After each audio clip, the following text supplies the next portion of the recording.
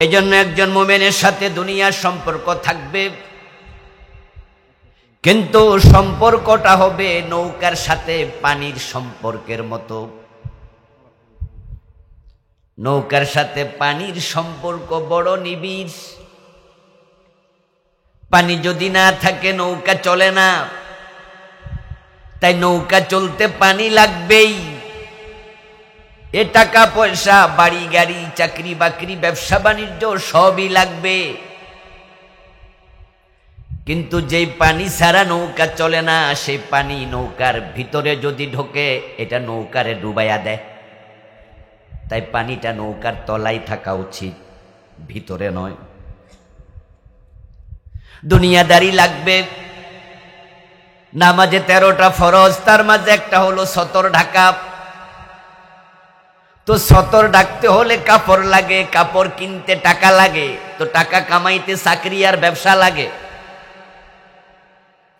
মসজিদ বানাতে টাকা লাগে, আজকের মাহফিল এখানেও টাকা লাগছেই, লাগবেই।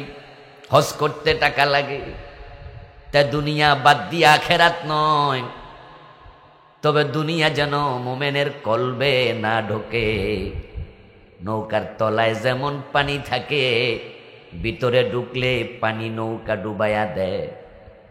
আমাদের দুনিয়াটাও থাকবে, তবে কলবের বাহিরে। কলবে থাকবে শুধু আল্লাহর ভয়। যদি আল্লাহর ভয় আপনার জীবন থেকে চলে যায়, আপনি অমানুষ হয়ে যাবেন। দুনিয়ার লোভ আপনাকে পাগল বানায়া ছাড়বে। এই যে গত 15 বছর যারা ক্ষমতায় ছিল, এই ক্ষমতা 15 বছর 3 বার, তারপরেও হয় না, আরো লাগবে। ভীষণ 2041 41 পর্যন্ত, তারপরে হয়তো 61 ঘোষণা দিত। আরো থাকা লাগবে, আরো চাই, আরো চাই।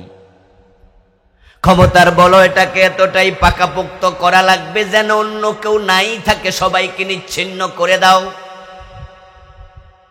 মুখে বলে গণতান্ত্রিক দেশ, অথচ কাউকে কথা বলার অধিকার দেয়া হয় নাই, কণ্ঠ চেপে ধরেছিল।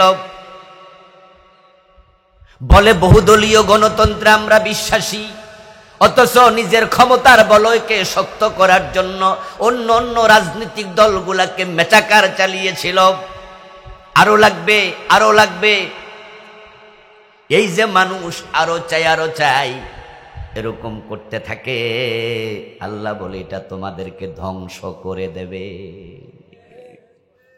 তোমাদেরকে শেষ করে দেবে। এই দুনিয়া হায় সেই বেশি চায়, যার আছে ভুরি ভুরি।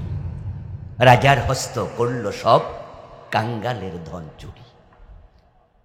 মানুষ যখন আরো চাইতে চাইতে চাইতে চাইতে সীমা লঙ্ঘন করে, ওই নৌকার তলার পানি নৌকার ভিতরে ঢুকলে নৌকা যেমন ডুবিয়ে দেয়, যারা সীমা লঙ্ঘন করে এ দুনিয়ার মহাব্বত ভালোবাসা এক পর্যায়ে তাদেরকে ডুবিয়ে দেয়।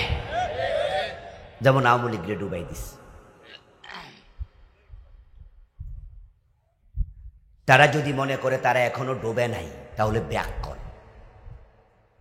কারণ যে দলটার নেতৃত্বে দেশটা স্বাধীন হলো, যে লিডারের ডাকে দেশের মানুষ মুক্তিযুদ্ধে ঝাঁপিয়ে পড়ল, আজকে সেই দলের নাম নেয়ার মতো সাহস কারো নাই সারাটা বাংলায়।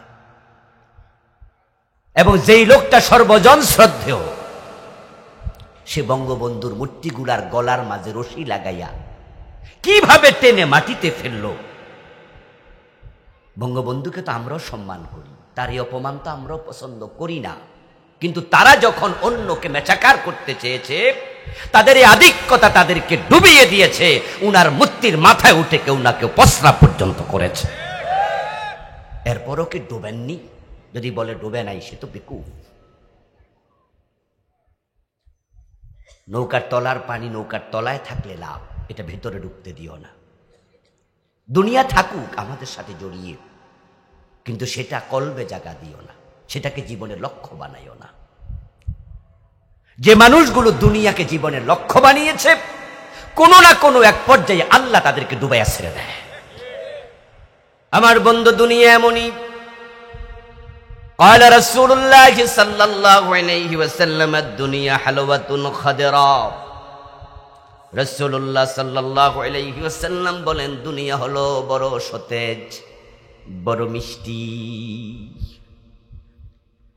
আল্লাহ বলছেন যুগিলা লিন্নাসি হুব্বুশ শাহওয়াতি মিনান নিসাই ওয়াল বানিন ওয়াল কানাতিরিল মুকান্তারাতি মিনাজ যাহাবি ওয়াল ফিদ্দা ওয়াল খাইলিল মুসাওয়ামাতি ওয়াল আনআম। আমি তোমাদের ছেলে মেয়ে স্ত্রী পরিবার পরিজন সম্পদ, তোমাদের স্বর্ণ অলংকার, তোমাদের চাষের গরু, তোমাদের যে ঘোড়া, আমি এগুলোকে তোমাদের সম্মুখে আকর্ষণীয় করে বানাইছি। সন্তানের মহাব্বত, স্ত্রীর ভালোবাসা, সম্পদের ভালোবাসা তোমাদেরকে খুব করে টানবে। তবে সাবধান, এ ভালোবাসায় নিজেকে ডুবাইয়া দিও না। والذين آمنوا أشد حبا لله। আল্লাহ কোরআনের আরেক আয়াতে বলে এই ভালোবাসাগুলো আমি দিছি, তবে তোমাদের কাছে তোমরা যারা মুমিন সব কিছুর উপরে আল্লাহর ভালোবাসা প্রাধান্য পাবে। والذين آمنوا أشد حبا لله।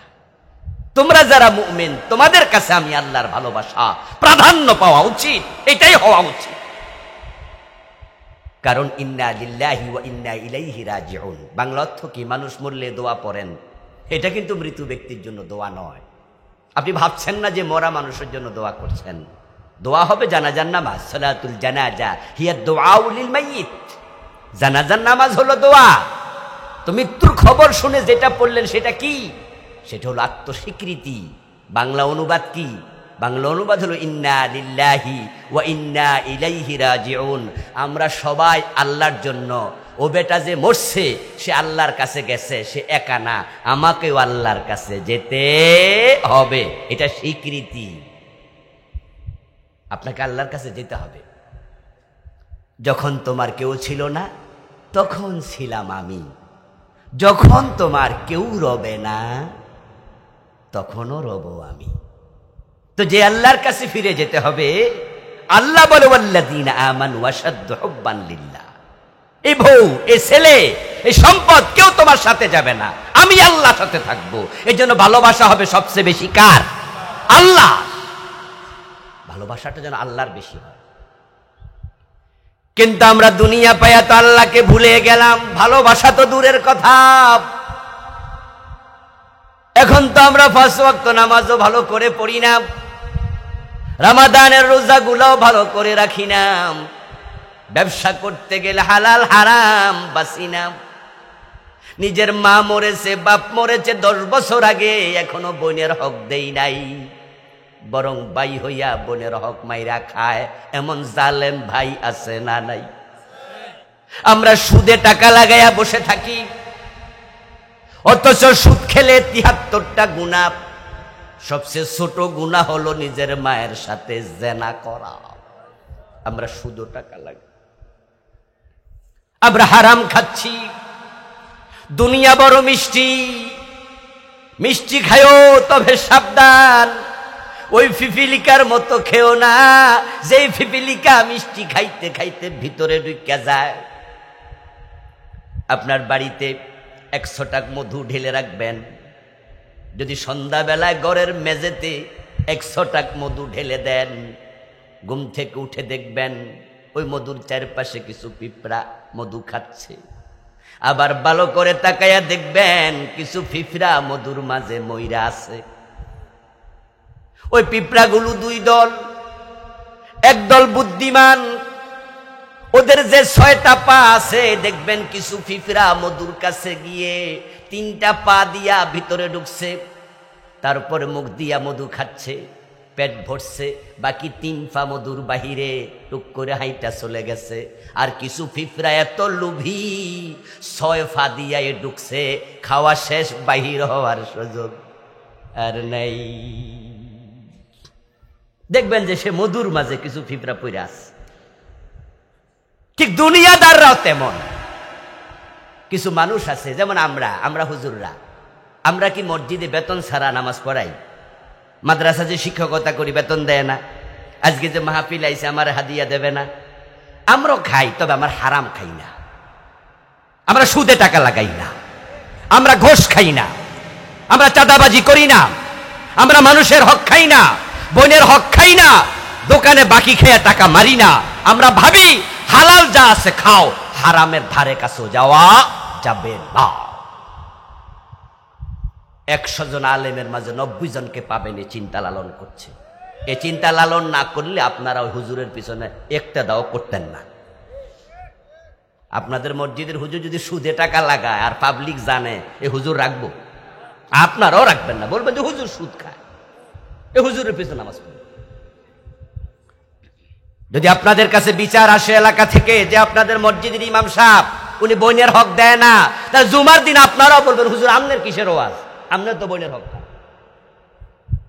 আলহামদুলিল্লাহ, আলহামদুলিল্লাহ, সমাজে ভালো মানুষ কম, কিন্তু ভালো যে কয়জন আছে আপনার ইমাম সাহেব তাদের একজন।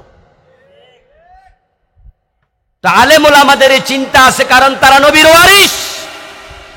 রাসূলুল্লাহ সার্টিফিকেট এমনি দেয় নাই, তিনি সার্টিফাই করেছেন 1450 বছর আগে।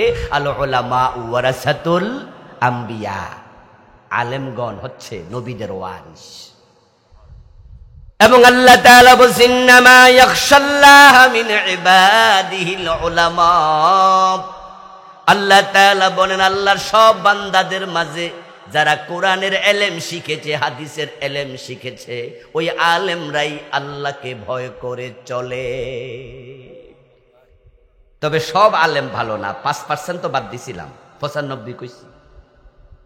কারণ কিছু আলেমও আছে আলেম নামের কলঙ্ক, জালেমের মতো চলে, টাকার কাছে বিক্রি হয়ে যায়, দুনিয়াদারির কাছে।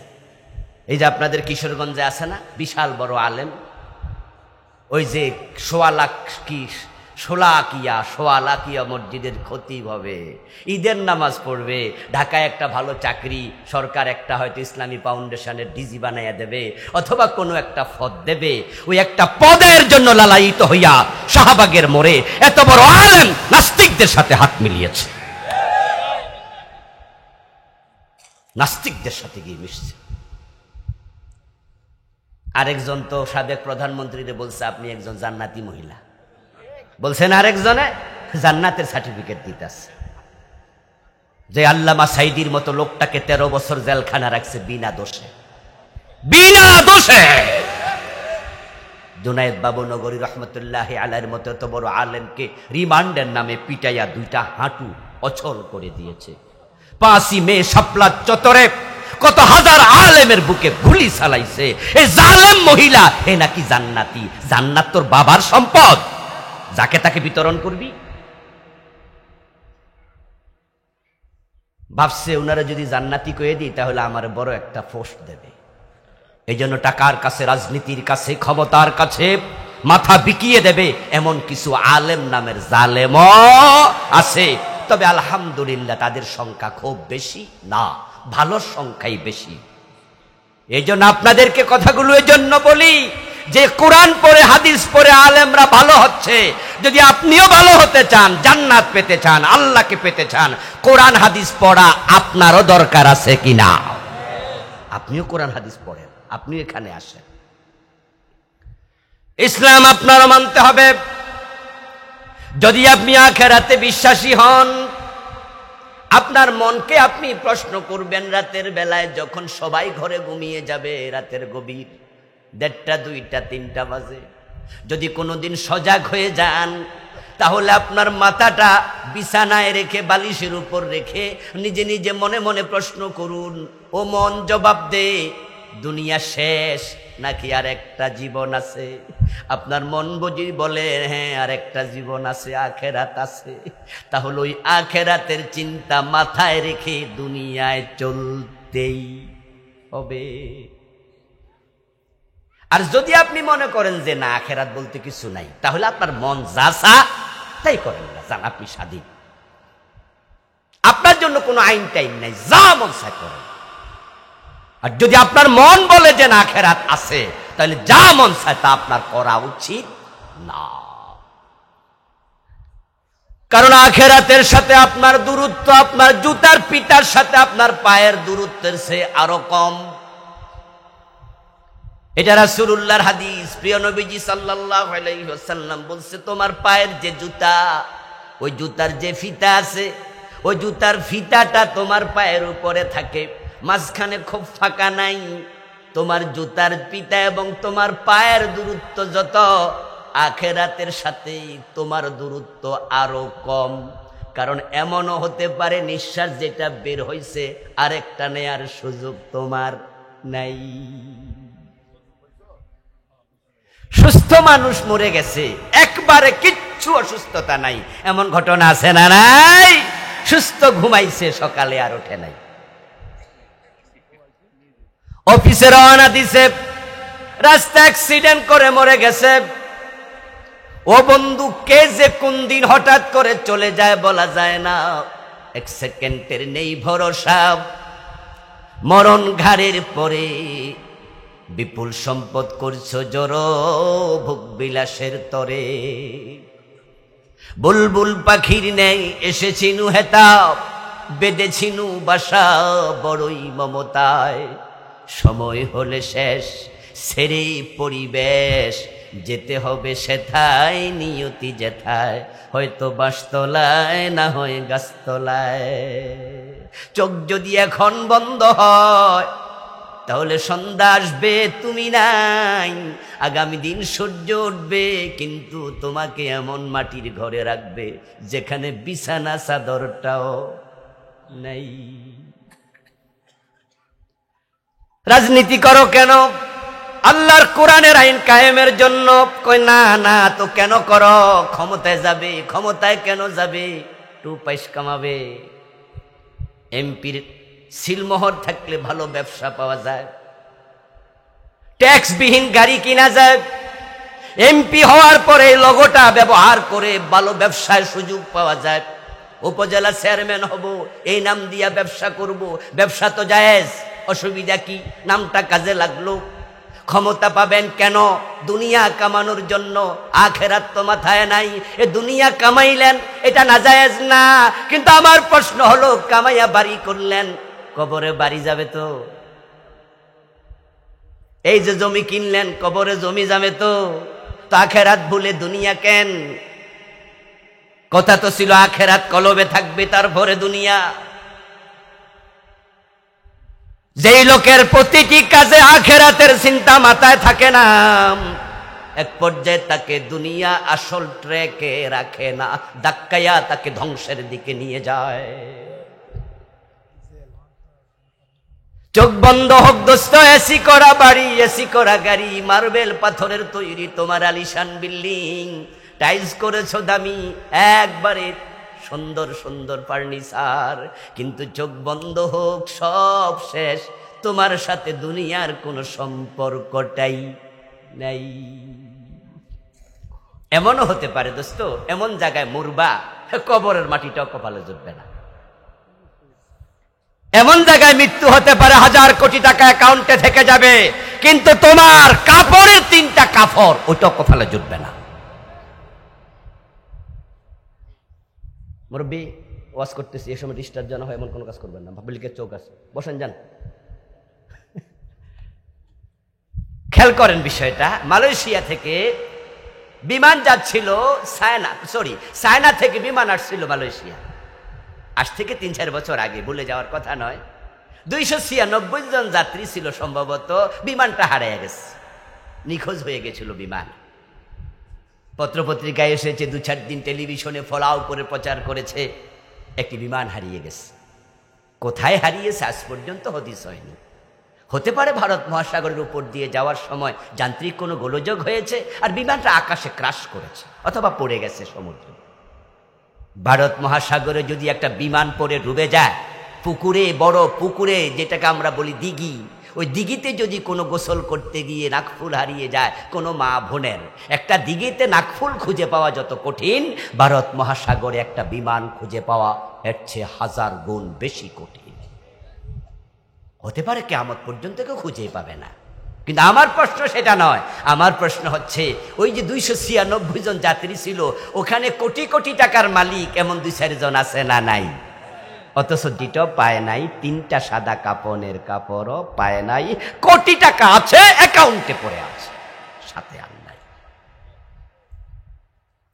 আলহাকুমুত তাকাসুর, আল্লাহ বলে দুনিয়ার প্রাচুর্য আধিক্যতা তোমাদেরকে আখিরাত থেকে গাফেল বানিয়ে রেখেছে। তোমরা আখিরাতের কথা ভুলে গেছ। অথচ চোখটা যদি বন্ধ হয়, হাত্তা জুরতুমুল মাকাবির, এই আধিক্যতা আরো চাই করতে করতে তুমি কবরে চলে যাবে।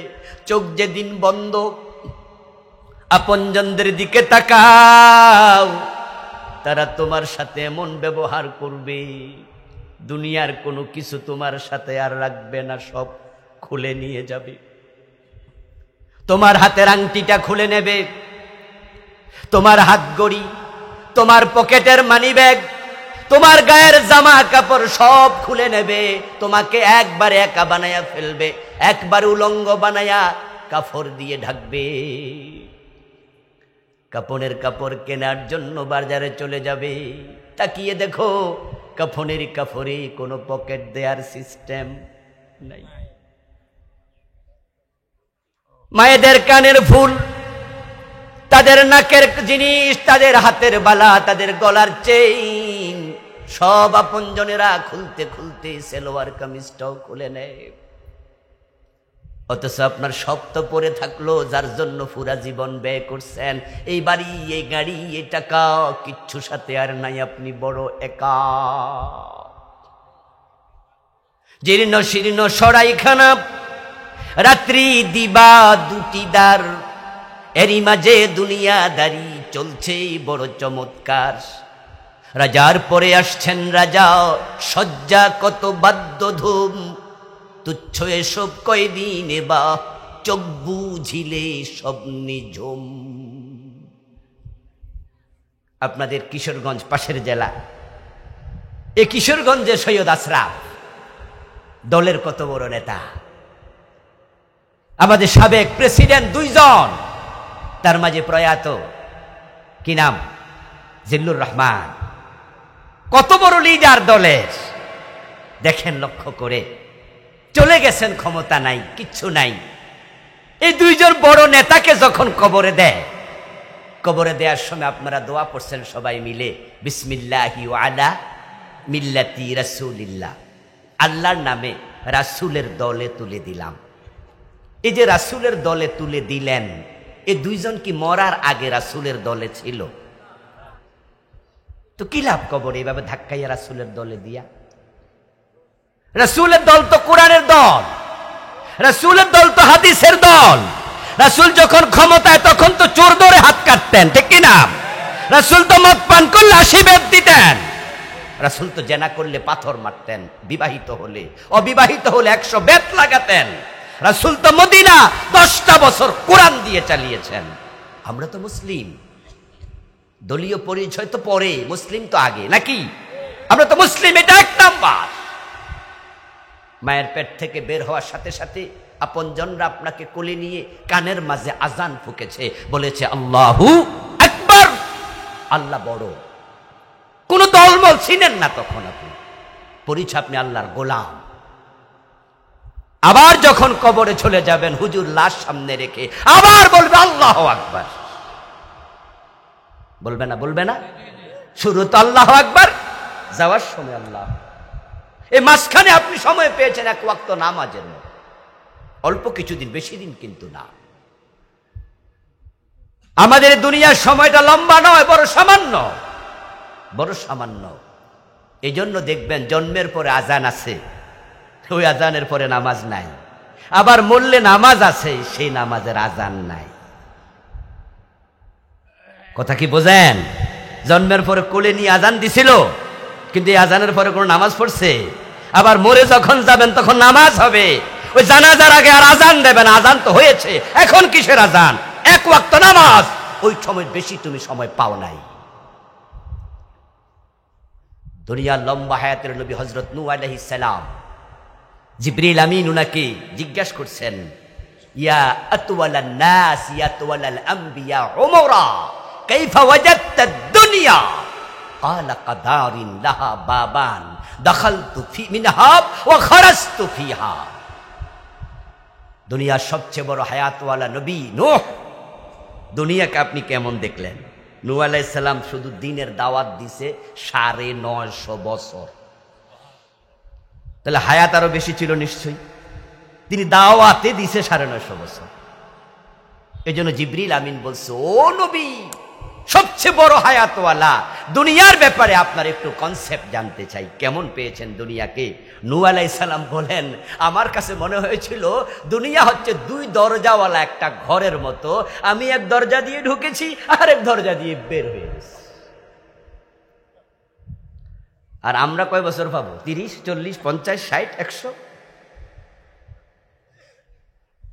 অথচ আপনি এটা পেয়ে পাগল হয়ে গেলেন। এই জন্য আল্লাহ তাআলা বলছে, পাগল হইও না। قال النبي صلى الله عليه وسلم كن في الدنيا كأنك عابر سبيل। দুনিয়া এমন ভাবে থাকো যেন তুমি দুনিয়া একজন মুসাফির। মুসাফিরের মতো থাকো, কারণ মুসাফির চলতে থাকে। মুসাফির তখন যতক্ষণ সফরে থাকে। আমরাও আসলে সবাই সফরে আছি। রওনা দিয়েছিলাম রুহের জগৎ থেকে আমাদের গন্তব্য জান্নাতের দিকে। এই মাঝখানে যতগুলো স্টেশন, সবগুলো বিশ্রামাগার। এখানে স্থায়ী না, আছেন কাল নাই। রুহের জগতে ছিলেন, অনেক দিন ছিলেন, আমরা জানি না কতদিন ছিলাম। কারণ রুহ বানাইছে আল্লাহ সবগুলো একসাথে। এই জন্য আমরা সেখানে কত লক্ষ বছর ছিলাম জানি না। কিন্তু মায়ের পেটে যখন এসেছি তখন ছিলাম আমরা 8 মাস, 9 মাস, 7 মাস, এরকম তো নাকি? 7 মাসও তো বাচ্চা হয় না? 8 মাসে হয়, 9 মাসে হয়, 9.5 মাসে হয়। তারপরে সেখান থেকে দুনিয়া আসছি, এখানে কিছুদিন, তারপরে কবর, তারপরে হাসর, তারপরে মিজান, তারপরে ফুলসিরাত পার হয়ে জান্নাত, ইনশাআল্লাহ বলেন। আর যারা জান্নাতের দিকে যাচ্ছেন না, হেরার কথা কইয়া কোনো লাভই নেই। রাসূল বলে, দুনিয়া থাকো একজন মুসাফিরের মতো। হযরত ওমর রাদিয়াল্লাহু তাআলা আনহুর ছেলে আব্দুল্লাহ ইবনে ওমর বলতেন, নিজাম সাইতা ফালা তানতাজিরিল মাসাইজ আমসাইতা ফালা তানতাজিরিস সাবাহ ইজা আসবাহতা ফালা তানতাজিরিল মাসা। ও দুনিয়ার মানুষ, ঘুম থেকে ওঠার পরে তুমি ভাববে সন্ধ্যা হবে, কিন্তু সন্ধ্যা পর্যন্ত আমি নাও থাকতে পারি। তাই নেক আমল যা করার করো, এই দিনে আর নামাজ কাজা করো না। ইজাম সাইতা ফালা তানতাজিরিস সাবাহ, যখন সন্ধ্যা হবে তখন আরেকবার ভেবে নিও আগামীকাল সকাল সূর্য উঠবে, সকালও হবে, কিন্তু ততক্ষণ পর্যন্ত আমি বেঁচে নাও থাকতে পারি। তাই রাতে ইবাদতের বাহিরে কিছু করো না, নামাজ কালাম ঠিকঠাক মতো পড়ো। যে ব্যক্তি নামাজ পড়ে না তার ঈমান থাকে না। তাই বেনামাজি অবস্থায় মারা গেলে তুমি বেঈমান, তুমি বেঈমান অবস্থায় মরলে। নামাজ হলো মানুষের হাজিরা খাতা, সিগনেচারের মতো। 5 ওয়াক্ত নামাজে 5 বার এ নাক কপাল মাটিতে ঠেকায়া সাইন করো, তুমি আল্লাহর গোলামির ভিতরে আছো, তুমি ঈমানওয়ালা। আমি চাকরি করি, আমি এটা কামেল মাদ্রাসায় পড়াই, এমপিওভুক্ত চাকরি, সরকারি বেতন পাই। আপনারা অনেকে চাকরি করেন। আমরা যখন অফিসে যাই, প্রথম কাজ হলো আগে সিগনেচার করো, আগে হলো হাজিরা খাতায় সাইন করো, এরপরে এবার রুটিনের আলোকে ক্লাস। কিন্তু সাইন না করে ক্লাস নয়, কারণ এর মাঝে যদি টিউনো আসে, ডিসু আছে, আমাদের মাদ্রাসার যিনি সভাপতি, উনি আইসা যদি প্রিন্সিপালরে বলে, প্রিন্সিপাল সাহেব হাজিরা খাতাটা দেন, শিক্ষক হাজিরাটা দেন। শিক্ষক হাজিরা খাতা যদি দেখে যে কেউ খালি আছে, তিনি এ বসানোর অধিকার তার আছে। এ মানে কি? অ্যাবসেন্ট, উনি নাই। আপনি ক্লাস করছেন কিন্তু হাজিরা খাতা খালি, এ বসাই দিছে, আর আপনি বলবেন যে স্যার আমি তো ছিলাম। উনি বলবো কই ছিলা? আমি তো হাজিরা খাতা সাইন পাই না। এই নামাজ হচ্ছে হাজিরা খাতা সাইন করার মতো। তুমি যে মুসলমান তা প্রমাণ করার জন্য তোমাকে নামাজ পড়তেই হবে। قال رسول الله صلى الله عليه وسلم মান তারাকা সালাতাম মুতাআম্মিদান ফাকাদ কাফারা, নবীজি বলছেন যে ইচ্ছা করে নামাজ পড়ে নাই সে কাফের হয়ে গেল, সে কুফরি করলো। বাইনাল মারই ওয়া বাইনাশ শিরকি ওয়াল কুফরি তারকুস সালাত। একজন ব্যক্তি কাফের না মুমিন তার প্রমাণ হলো নামাজ। যে নামাজ ছেড়ে দেয় সে আর মুমিন থাকে না। দুনিয়া পাইয়া পাগল হবেন না, দোকানদারি করতে করতে নামাজের কথার মনেই নাই। ডাক্তারি করছে, প্রেসক্রিপশন দিচ্ছে, রুগী দেখতে দেখতে নামাজের কথা মনে নাই। ড্রাইভিং করছে, যাত্রী আছে, ড্রাইভিং করতে করতে নামাজ কাজা। হুজুর আমার কি দোষ, যাত্রী তো নামে না, এই জন্য নামাজের টাইম পাই নাই।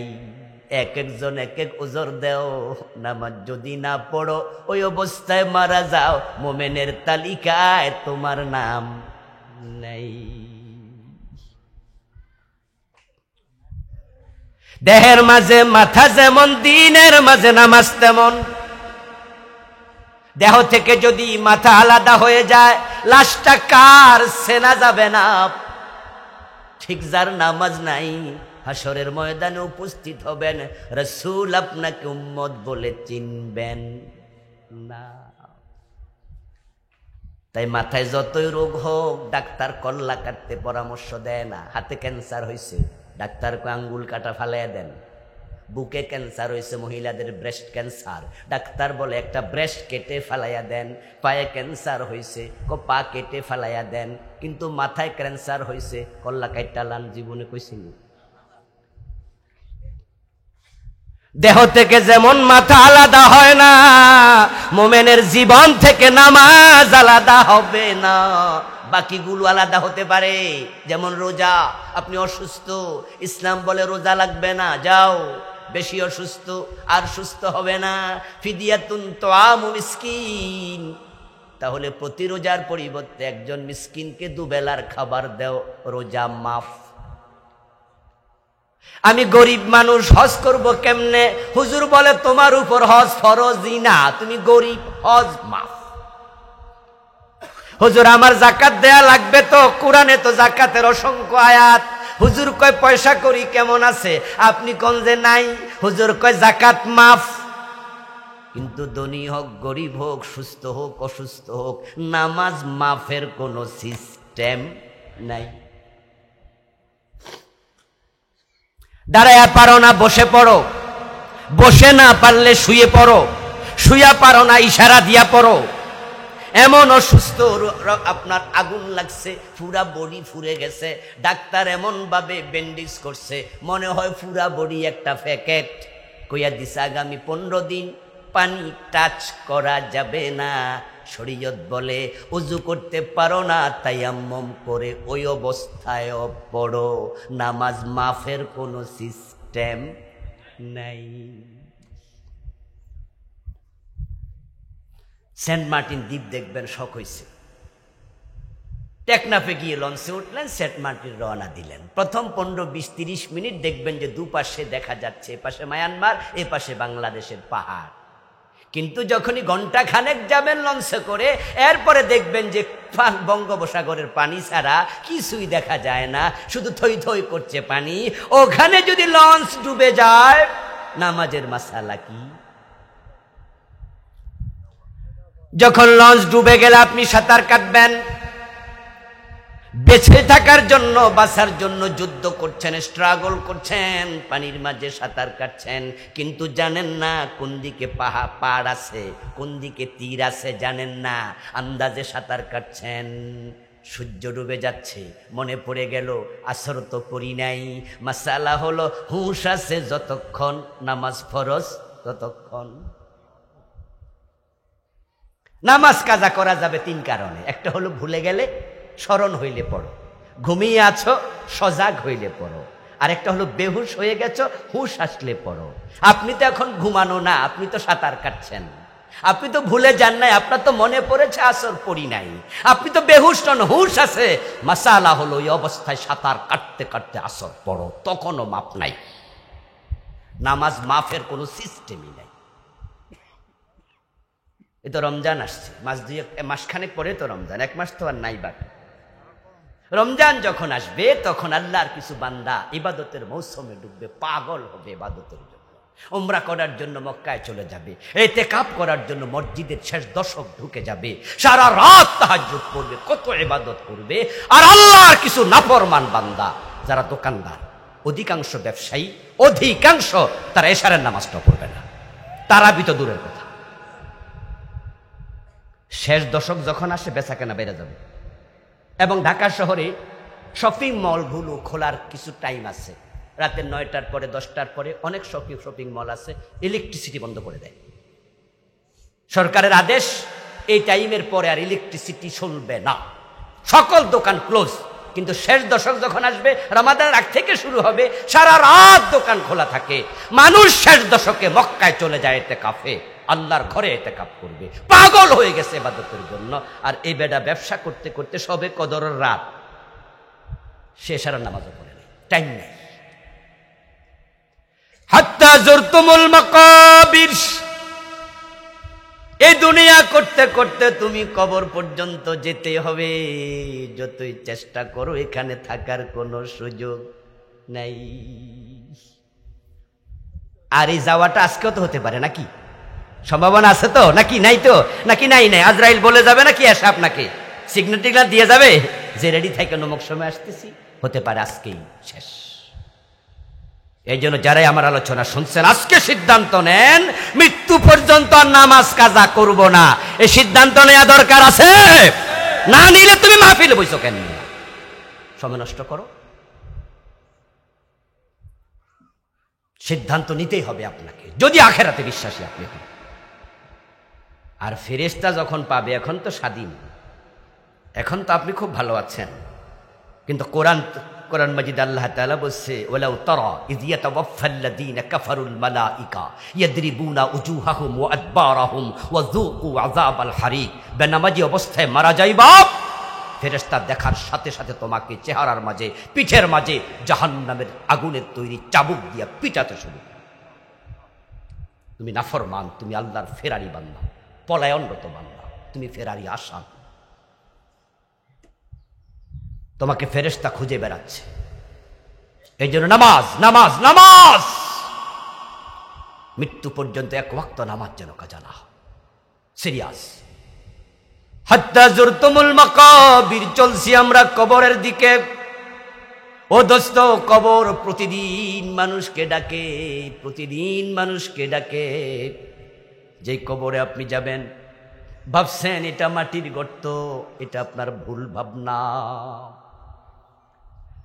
قال رسول الله صلى الله عليه وسلم إن القبر روضة من رياض الجنة أو حفرة من حفر النار। নবীজি বলছেন, তোমরা যেটাকে মাটির গর্ত ভাবো, এটা মাটির গর্ত নয়, এটা কারো জন্য জান্নাতের টুকরা, কারো জন্য জাহান্নামের অগ্নিকুণ্ড। এটা এক বড় মারাত্মক জায়গার নাম। প্রিয় নবী মেরাজে গেলেন, ওই রাতে তিনি জান্নাত দেখলেন, জাহান্নাম দেখলেন, মালাকুত দেখলেন, জাবারুত দেখলেন, সব তিনি দেখলেন। আল্লাহ ওনাকে জান্নাত জাহান্নাম সহ সব সফর করাইছে। নবীজি বলেন, মা রাআইতু মানজারান কাত্তু ইল্লা ওয়াল কবরু আফজাউ মিনহু। আমি যত ভয়াবহ দৃশ্য দেখেছি, কবরের মতো জঘন্য জায়গার আমি দেখি নাই। কবর বড় মারাত্মক জায়গা। ইন্না হাযিহিল উম্মাহ তুবতালা ফি কুবুরিহা ফালাউলা আল্লা তাদাফানু লাদাউতুল্লাহ আন ইউসমিআকুম মিন আযাবিল কবরিল্লাযী আসমাউ মিনহু। নবীজি সাল্লাল্লাহু আলাইহি ওয়াসাল্লাম বলছেন, আমি তো কবরের আযাব কবরের উপর থেকে দেখি। কবরের তলায় যারা শাস্তি পায়, তাদের চিৎকার আমি নবী আমার কানে শুনি। আমার মাঝে মাঝে মন চায় আমি আল্লাহর কাছে দোয়া করি, আল্লাহ আমার উম্মত গুলাকে শাস্তি শোনাও, এক নজর দেখাও। তারা যদি কবরের আযাব দেখতো, তারা অপরাধ করতো না, হারাম খাইতো না, নামাজ কাজা করতো না, মাঝে মাঝে মনে আসে দোয়াটা করে ফেলি, কিন্তু করি না, কারণ কবরের আযাব দেখলে তোমরা আপনজন কবরে দিতে রাজি হতে না। যার আমল যেমন তার কবর হবে ঠিক তেমন। এখন আমলকে ভালো করে দোস্ত, না হয় উপায় নাই, উপায় নাই। যাদের কবর খারাপ হবে, কবরের শাস্তি এত মারাত্মক, রাসূলুল্লাহ সাল্লাল্লাহু আলাইহি ওয়াসাল্লাম বলেছেন, ফেরেশতা প্রশ্ন করবে, জবাব দিতে পারবে না, তখন ফেরেশতা বেরিয়ে যাবে, যাওয়ার সাথে সাথে কবর তাকে এমন চাপ মারবে, হাত্তা তাখতালিফা আদলাউহু। কবরের প্রথম শাস্তি হলো ওই ফেরেশতা বেরিয়ে যাওয়ার সাথে সাথে এমন জোরে চাপ দেবে, পাজরের হাড্ডি এক পাশেরটা আরেক পাশেরটার ভিতরে ঢুকে যাবে।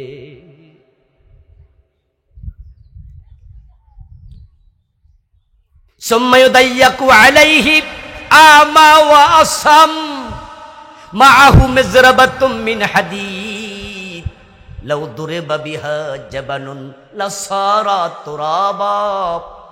ওই জোরে চাপ মারার পরে কবর আবার আগের জায়গায় চলে যাবে, আল্লাহ আপনাকে আবার আগের মতো দেহ দেবেন। তারপরে এবার আসবে দ্বিতীয় শাস্তি। একজন ফেরেশতা আসবে, যে চোখে দেখে না অন্ধ, কানে শোনে না বধির। ওই ফেরেশতার হাতে থাকবে একটা লোহার হাতুড়ি, যেটা এত বড় হবে, রাসূলুল্লাহ বলেন যদি কোনো পাহাড়ে এসে আঘাত করত হাতুড়ি দিয়া, এক আঘাতে সবটা পাহাড় ধুলাবালি হয়ে উড়ে যেত। ওই অন্ধ ফেরেশতা, বধির ফেরেশতা ওই হাতুড়ি নিয়ে কবরে ঢুকেই পিটাতে শুরু করে দেবে।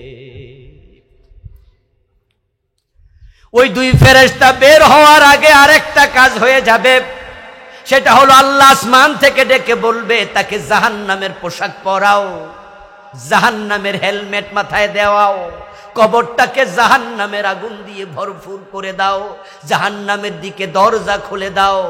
ঠিক কবরটা আগুনে ভরবে, এর মাঝে কবর চাপ দেবে, এর মাঝে ফেরেশতা পিটাতে থাকবে। তারপরের ভিতরে তিন্নিন নামক 99টা সাপ আল্লাহ কবরের ভিতরে ঢুকাইয়া দেবে। قال رسول الله صلى الله عليه وسلم لا يسلط على الكافر 99 تنينا تنهسه وتلدغه إلى يوم القيامة لو أن تنينا منها نفخ في الأرض ما أنبتت خضرا। رسول الله বলতেছেন আল্লাহ 99টা সাপ কবরে ঢুকাবে। ওই সাপগুলো কবরে ঢুকে জাহান্নামের এই আগুনের শাস্তির ভিতরে সবল মারতে শুরু করবে। একবার সবল দিলে 40 বছর তার বিষক্রিয়া থাকবে, এবং তার বিষ এত জঘন্য।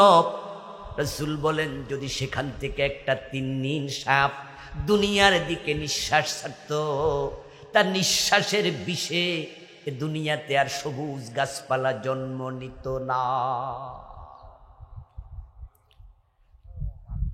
এইভাবে চলবে কিয়ামত পর্যন্ত, কঠিন অবস্থা। তারপরে আবার হাসরের ময়দান আরো কঠিন, তারপরে ফুলসিরাত আরো কঠিন, তারপরে জাহান্নাম এত কঠিন, যেখানে ঢুকার পরে আর কোনোদিন মুক্তি পাবে না। তাই কবরের কথা মাথায় রেখে হাত্তা যুরতুমুল মাকাবির, যাচ্ছ তো কবরের দিকে, দুনিয়া সাজাও, দুনিয়া সাজাও। রাসূলুল্লাহ সাল্লাল্লাহু আলাইহি ওয়াসাল্লাম বলছেন, ও উম্মত আমার সাথে জান্নাতের দিকে চলো, আমি তো তোমাদেরকে পিছন থেকে কোমরে ধরে রাখছি, তোমরা তো আমারে ধাক্কায়া জাহান্নামে পড়ছো। ওই কীট পতঙ্গের মতো, নবী উদাহরণ দেন সেই কীট পতঙ্গের মতো, যে কীট পতঙ্গ আগুন দেখলে দৌড়াইয়া যায়, সে বোঝেও না ওই আগুন তার জন্য জ্বলতে যথেষ্ট, কিন্তু সে ঝাপায়া ঝাপায়া আগুনে পড়ে। আমি নবী মুহাম্মদ তোমাদের কোমরে ধরে রাখছি, জান্নাতের দিকে টানছি, কিন্তু তোমরা জাহান্নামে ঝাঁপাইয়া কেন পড়ো? আজকের মাহফিল আমরা যারা আসি, নিশ্চয় আমরা তো জাহান্নামে যেতে চাই না, আমরা সবাই জান্নাতে যেতে চাই। এখন জান্নাতে যেতে চাইলে কি যাওয়া যায়? কিছু কাজ আছে, সে কাজগুলো করেন। জান্নাতে যেতে হিন্দুরাও তো চায়, কে না চায়? মাগনা জান্নাত সবাই খুঁজে। যদি আমি জিজ্ঞাসা করতাম জান্নাতে কে কে যেতে চান, আমি জানি 2 হাত সবাই তুলত। আরে হিন্দু থাকলে হেও তোলা দিত। আপনাদের গফরগাঁও বাজারে গিয়ে দেখবেন কত হিন্দু ভদ্রলোক মরা বাবার ছবি কবর তার দোকানে টানাইয়া সুন্দর করে লিখে দিছে স্বর্গীয় শ্যামল দত্ত বাবু, স্বর্গীয় দুলাল চন্দ্র ভৌমিক, স্বর্গীয় অমক, স্বর্গীয় তমক। এমনকি লেখা দেখেন নাই? হিন্দুরা এগুলো অ্যাভেলেবেল লেখে। স্বর্গে যাওয়ার শখ তাদের আমাদের চেয়ে কম না, আরো বেশি। স্বর্গীয় মানে কি? স্বর্গে যাবে না, গেছে। স্বর্গ আর জান্নাত 2 জিনিস না 1 জিনিস? আমরা কেউ কি বাপ দাদা মরে গেছে কোনোদিন বলেছি আমার বাবার নাম জান্নাতি আব্দুল হাকিম? আমরা কিন্তু বলিনি, এটা বলার সাহসও নাই। বরং আমরা ভাবি আল্লাহ জানে বেহেশত পাইনি, তবে পাওয়ার শখ আছে। আর ও বেটা শুধু শখ না, হে অলরেডি বাফেরে স্বর্গে ঢুকাই দিস।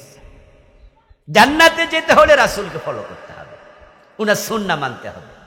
টাকনুর নিচে কাপড় পরে এই অবস্থায় মারা যাবেন, কবিরা গুনাহ করতে করতে মরবেন। রাসূল বলছে মান আসফালা ইজারাহু লা ইয়ানজুরুল্লাহু ইলাইহি ইয়াওমাল কিয়ামা মা আসফালা মিনাল কাবাইন ফিন্নার।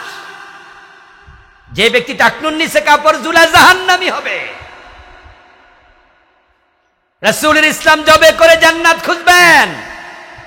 নিজের বউ পর্দা করে, মেয়ে পর্দা করে, নিজের মেয়েটাকে পর্দা করান না, বউরে পর্দা করান না। রাসূলুল্লাহর বউ আর মেয়ে কি বেপর্দায় বের হয়েছিল? ঘরের মাঝে জি বাংলা স্টার জলসা চালাবেন, সারাদিন নাটক সিনেমা দেখবেন, মোবাইল খুললে শুধুমাত্র সিনেমার নাটক পাওয়া যাবে। আর এই অবস্থায় মারা গেলে মোবাইল আপনার হাতে, আজরাইল তখন আসবে। আজরাইল তো দেখবে যে কি চাইতেছে, এমন মায়ের দেবে সোজা বানাই ফেলবে তারের মতো। জান্নাত মাগনা মিলে না। রাসূলকে ফলো করো। রাসূলুল্লাহ সাল্লাল্লাহু আলাইহি সাল্লাম যে আদর্শ উজ্জীবিত, আমরা হওয়া লাগবে সেই আদর্শে উজ্জীবিত। মনে মনে ভাবছেন যে হুজুর মানিত না, তা না, মানিত। এই যে মসজিদে নামাজে জুমার দিন যাই, তখন সবাই মিলে ঢুকতে কোন পা দেয়? বের হওয়ার সময় মসজিদ থেকে কোন পা? তো রাসূলকে ফলো না করলে কি ডান পা দিছি? এই যে রমজান মাস আসতেছে হুজুর, 10 দিন আমি একা, হাফেজ সাহেব 2 জনরে খাওয়াই। বাপ মরছে, 1 খতম কোরআন শরীফ পড়াইছি হুজুর। ইসলাম মানি না তা না, বাড়ির পাশে যে মসজিদটা এসি লাগছে 10টা, 3টা আমি একা দিছি। আল্লাহরে কয়ে দিব আল্লাহ বেহেশত দিবা না, 3টা এসি দিছি। ইসলাম মানি না কইলো কেডা? মানি তো। তাহলে সব মানেন? সব কি আর পারি হুজুর? আপনারা হুজুর মানুষ, আপনারা তো কইবেনি। আল্লাহর কিছু কিছু দিয়া বলবো আল্লাহ জান্নাত দেও, এই হলো আপনাদের অধিকাংশের চিন্তা। কিন্তু আল্লাহ কোরআনে কি বলে? উদখুলু ফিস সিলমে কাফা। ইসলামে যখন ঢুকছো পুরা ঢুকো। আংশিক ইসলাম মেনে জান্নাত খুঁজো না। আল্লাহ এত বড়, তিনি এত মহান, তিনি চান মানুষ যেন কমপ্লিট সারেন্ডার করে। আংশিক সারেন্ডার হয় না, ইসলামও আংশিক হয় না। হযরত আদম, হযরত হাওয়া জান্নাতে আল্লাহর একটা কথা শুনে নাই, আল্লাহ জান্নাত থেকে বের করে দিছে, কাপড় চোপড় খুলে রেখে দিছে। ইবলিস শয়তান আল্লাহর ইবাদত করতে করতে ফেরেশতাদের সাথে চলতো। হাদিসে পাওয়া যায় জমিনে 5 আঙ্গুল জায়গা পাওয়া যাবে না যেখানে ইবলিসের সিজদা পড়ে নাই। কিন্তু আল্লাহ বলছে আদমরে সিজদা করো, ইবলিস মানে নাই। আল্লাহ তার ঈমানটা কাইরা নিয়া কাফের বানায়া দিছে। আর আপনি ডজন ডজন বাদ দিছেন। কোরআনে আছে সুর ধরে হাত কাটো, কাটলেন না। ডাকাত ধরে শুলে দাও, দিলেন না। জেনা করলে 100 বেত লাগাও, লাগালেন না। আল্লাহর জমিন আল্লাহর আইনে চালাও। রাসূল তো 10 বছর মদিনা চালাইছে কোরআন দিয়ে, আপনি তো চালালেন না। আপনি অর্ধেক মানেন, অর্ধেক মানেন না। এখন আদমরে আল্লাহ ছাড়লো না, একটা শুনে নাই। আদমের সন্তানরে ছাড়বে কেন?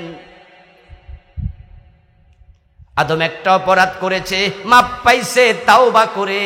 এখন আমরা যে অপরাধগুলো করি, মাপ পাইতে হলে তাওবা দরকার আছে না নাই? তাওবার দরজা কি বন্ধ না খোলা? তো তাওবা করেন না কেন? কয় তাওবা করবো হুজুর, মরার আগে দিয়া ফোলা মাইয়া দৌড়াইয়া যাবে মসজিদে, হুজুর ডাইকে আনবে, তাওবা পড়াইয়া দেবে। এটার নাম কি তাওবা? এটা তাওবা না। কোরআনে আল্লাহ তাআলা বলছেন, ফাতুমিনুনা বিবাদিল কিতাবি ওয়া তাকফুরুনা বিবাদ ফামা জাযাব। ইসলামের কিছু মানবা কিছু মানবা না। শুনে রাখো বান্দা, যে অর্ধেক মানে তার জন্য আমার কাছে কোনো পুরস্কার নাই। আখেরাতে পুরস্কার একটাই, সেটার নাম জান্নাত। আখেরাতে কি জান্নাত ছাড়া আর কোনো পুরস্কার আছে? তো আল্লাহ বলে অর্ধেক মানবা, আমার কাছে জান্নাত নাই, পুরস্কার নাই। কোরআনের আয়াত এটা। আমি কি তা করতাম কোন? আপনাদের কাছে আমার অশক্ত মনে হচ্ছে, আমি জানি এটা, কিন্তু কি করব বলেন তো? আল্লাহ বলতেছে, তো আমি নরম করার অধিকার আমার কোথায়? আদম একটা কথা শুনলো না, আল্লাহ জান্নাত থেকে বের করে দিয়েছে,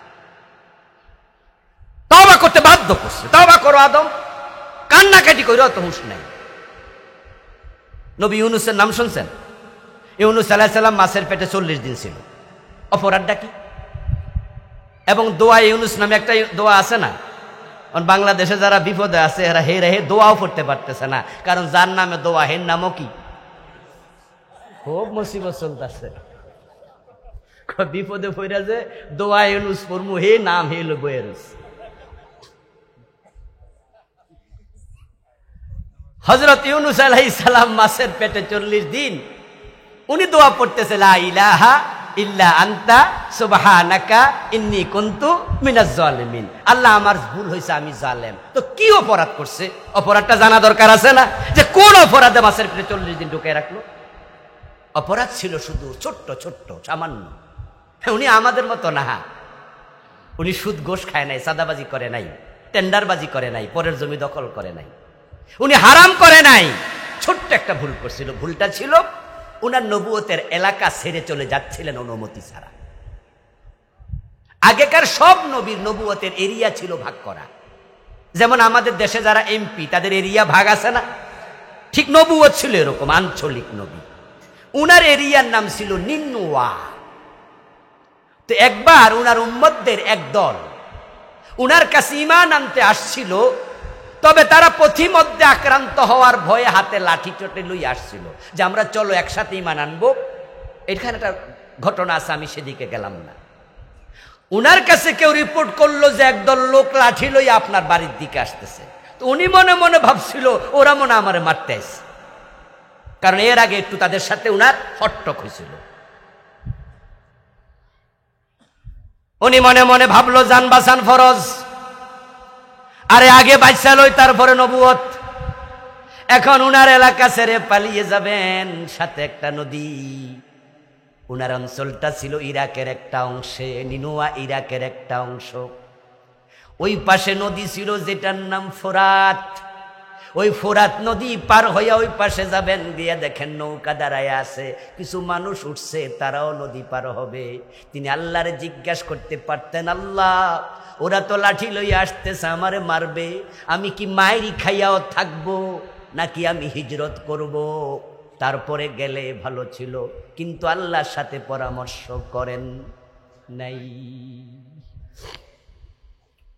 নৌকায় উঠছে, আল্লাহ কই ইউনূস কোথায় যাও?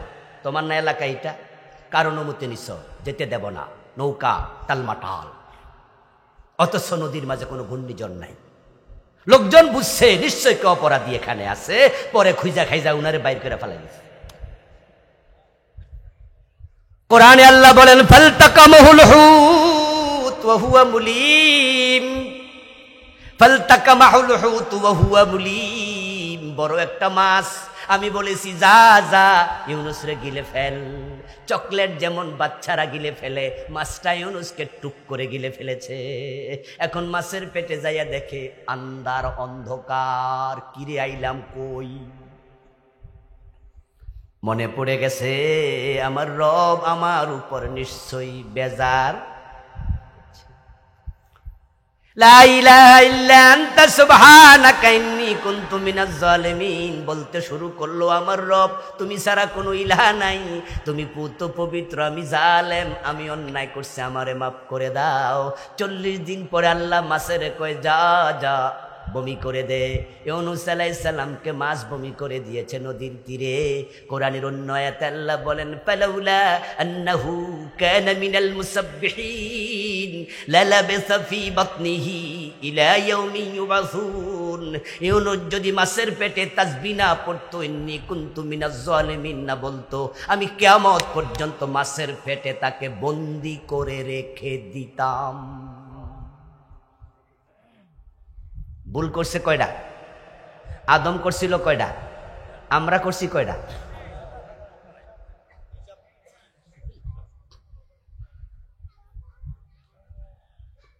অর্ধেক নিয়ে মরবেন না, আল্লাহ অর্ধেক নেয় না। এই যে কিছু মানি বাকিটা মানি না।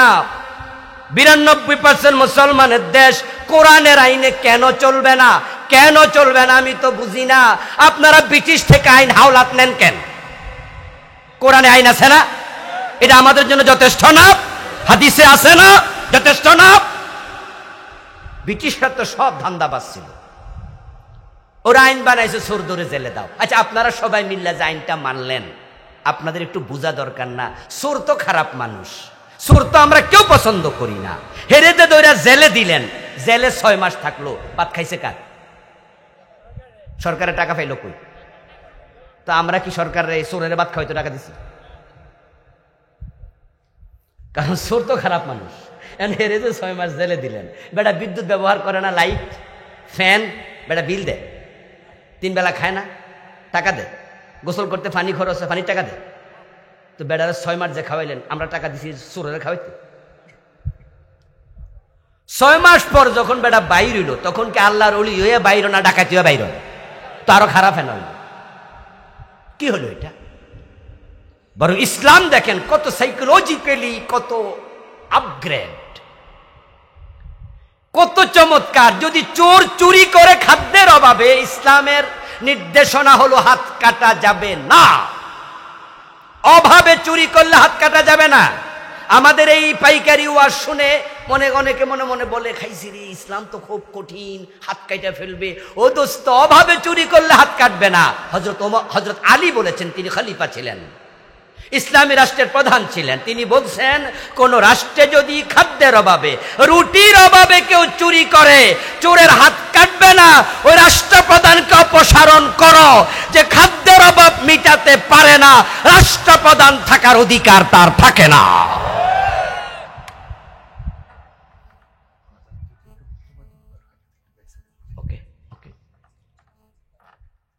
তাহলে হাত কাটবে কার? যে স্বভাবে চুরি করে। আর যারা 400 কোটি টাকা দেশে চুরি করছে, কানাডায় বেগম পাড়া বানাইছে, ওরা কি অভাবে করছে না স্বভাবে? ওদের হাত না কাটলে সোনার বাংলা বানাবেন কেমনে? আর হাত যদি কেটে দেন, তাহলে এর পিছনে আপনার কোনো বিনিয়োগ লাগবে না। এই যে 6 মাস খাওয়াইবেন, টাকা লস। বরং হাত কেটে দেন, একটা বাড়াইল দিয়ে 40 জনের হাত কাটতে পারবেন। আর একটা হাত কাটা চোর দেখে অন্য চোরেরাও চুরি ছেড়ে দেবে, ঠিক না? তারের মতো সোজা হয়ে যাবে। মদ পান বন্ধ করার জন্য 80 বেতের আইন চালু করে দেন, ইসলামের কাছে ফিরে আসেন। মদ থাকবে না দেশে। যুবকরা তো শেষ হয়ে যাচ্ছে, মাদক তো জাতিকে শেষ করে দিচ্ছে। মদ তখনই বন্ধ হবে যখন মদ নির্মূলের চিন্তা হবে। কিন্তু 54 বছরে নির্মূলের কোনো চিন্তা হয় নাই। চিন্তা হয়েছে একটা, মাদক নিয়ন্ত্রণ অধিদপ্তর। আমরা কি নিয়ন্ত্রণ চাই না নির্মূল চাই? তো ওদের মাথায় এটা ঢুকছে কেন? নিয়ন্ত্রণ মানে তো হলো কিছু কিছু খাও। এই ড্রাইভার, নিয়ন্ত্রণে গাড়ি চালাও। যখন 100 মাইলে চালায়, আমরা ধমক দেই, এই ড্রাইভার আস্তে চালাও, নিয়ন্ত্রণ করো। নিয়ন্ত্রণ মানে কি? স্টার্ট বন্ধ করে দাও। মানে হলো 40-এ চালাও, 50-এ চালাও, 60-এ চালাও। তো মাদক নিয়ন্ত্রণ মানে কিছু কিছু খাও। সেরাটনে খাও, হোটেল সোনারগাঁতে গিয়ে খাও, রেডিসনে গিয়ে খাও, সেখানে মদের বার আছে, নাচার জন্য নর্তকী আছে। গরিবের ছেলে মদ খাবে, পুলিশ নিয়ে ঠ্যাঙ্গানি মারবে। আর ধনীর ছেলে সেরাটনে খাবে, সেখানে সেলুট দেবে। 2 রকম আইন দিয়ে মাদক বন্ধ হবে না। অমরের মতো 80 বেত চালু।